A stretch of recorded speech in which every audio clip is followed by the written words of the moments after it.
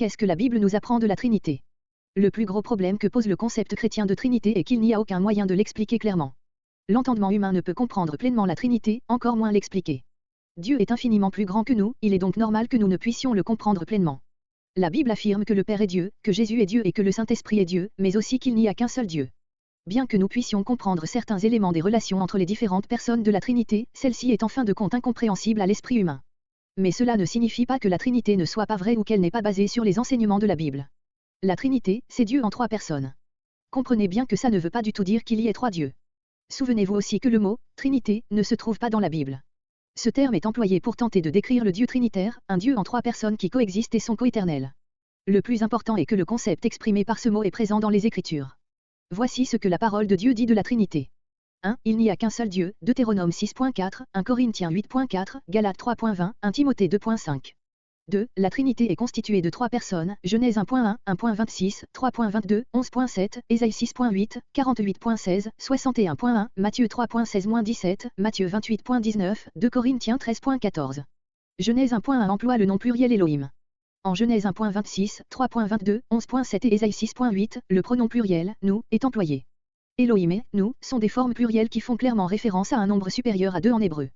Ce n'est pas un argument explicite en faveur de la Trinité, mais cela montre que Dieu est une pluralité. Le terme hébreu pour Dieu, Elohim, ouvre clairement la possibilité que la Trinité soit vraie. En Ésaïe 48.16 et 61.1, le Fils fait référence au Père et au Saint-Esprit. En comparant Ésaïe 61.1 à Luc 4.14-19, on voit que c'est le Fils qui parle. Matthieu 3.16-17 raconte le baptême de Jésus.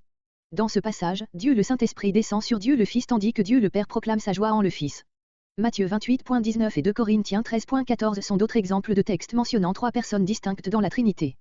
3. Plusieurs passages distinguent les membres de la Trinité. L'Ancien Testament emploie 2 termes distincts pour « l'Éternel ». Genèse 19.24, Osée 1.4, l'Éternel, à 1, Fils, Psaume 2.7, 12, Proverbe 30.2-4, l'Esprit est distinct de « l'Éternel ».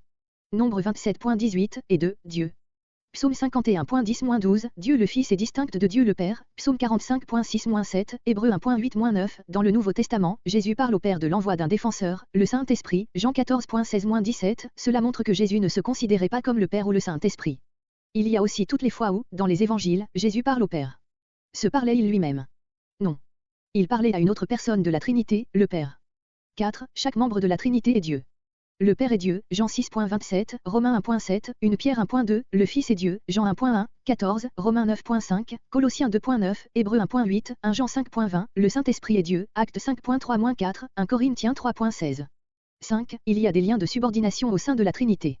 Les Écritures montrent que le Saint-Esprit est subordonné au Père et au Fils et que le Fils est subordonné au Père.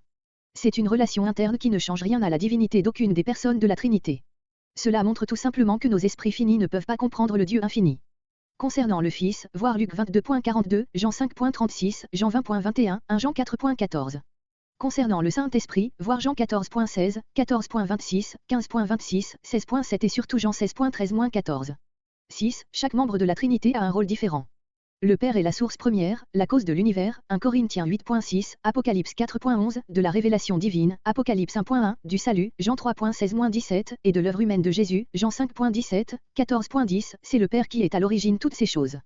Le Fils est l'agent par lequel le Père accomplit les œuvres suivantes, la création et la maintenance de l'univers, 1 Corinthiens 8.6, Jean 1.3, Colossiens 1.16-17, la révélation divine, Jean 1.1, Matthieu 11.27, Jean 16.12-15, Apocalypse 1.1, et le salut, 2 Corinthiens 5.19, Matthieu 1.21, Jean 4.42, le Père fait toutes ces choses par le Fils, qui fonctionne comme son agent.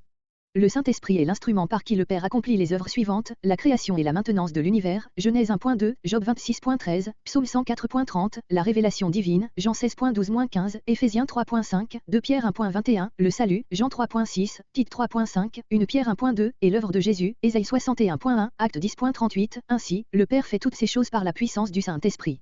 Il y a beaucoup de tentatives d'illustrer la Trinité, mais aucune de ces images populaires ne correspond précisément. Les comparaisons de l'œuf et de la pomme sont fautives en ce sens que la coquille, le blanc et le jaune sont des parties de l'œuf, pas l'œuf lui-même, de même qu'avec la peau, le cœur et les pépins de la pomme.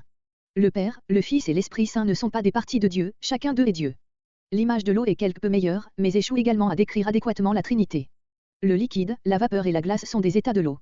Le Père, le Fils et l'Esprit Saint ne sont pas des états de Dieu, chacun d'eux est Dieu. Ainsi, si ces images peuvent nous donner une idée de la Trinité, elles ne correspondent pas parfaitement. Un Dieu infini ne peut être entièrement décrit par une image finie. La doctrine de la Trinité a provoqué bien des divisions dans toute l'histoire de l'Église chrétienne. Si les aspects essentiels de la Trinité sont clairement présentés dans la parole de Dieu, certains aspects secondaires ne sont pas aussi explicites. Le Père est Dieu, le Fils est Dieu et le Saint-Esprit est Dieu, mais il n'y a qu'un seul Dieu. Telle est la doctrine biblique de la Trinité. Tout le reste est incertain et futile. Au lieu de vous concentrer sur une définition humaine limitée de la Trinité, concentrez-vous sur la grandeur et la nature infiniment plus élevée de Dieu. Quelle profondeur ont la richesse, la sagesse et la connaissance de Dieu. Que ses jugements sont insondables, et ses voies impénétrables. En effet, qui a connu la pensée du Seigneur, ou qui a été son conseiller? Romains 11.33-34.